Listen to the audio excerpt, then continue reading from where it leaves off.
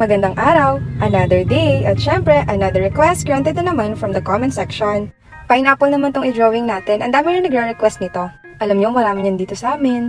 So, nag-drawing lang ako ng oval gamit yung Mi-4 pen. Favorite ko pang outline ay 08 na number. Tapos, yung pinaka-corona ng pineapple. 3 lines lang na parang damo, tapos 3 ulit sa ibabaw at 2 naman sa tuktok. And para sa coloring, alcohol markers yung gamitin natin. Color yellow nga pala tong kinuha ko. At ginagamit ko. Huwag niyong kalimutan yung technique natin na unahin natin mag-outline tapos i-fill yung loob. And then, dinoble ko na nga pala ng color yellow to para mas matingkad. Para naman sa dahon is Faber-Castell na brush pens yung aking gagamitin pang color green. Kung napansin nyo, mas dark yung pinakababa ng mga corona. Or yung mga dahon nitong ating pineapple.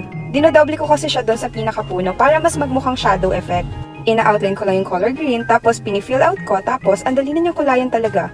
At gamitin na ulit natin yung Mi-4 pen 08 number. Kung napansin nyo, hindi ako agad naglagay ng ganitong lines na diagonal at cross. Kasi kapag kinulayan natin siya, magugulo lang siya ng color yellow. And tapos na, kung gusto nyo maglagay ng mata, no problem.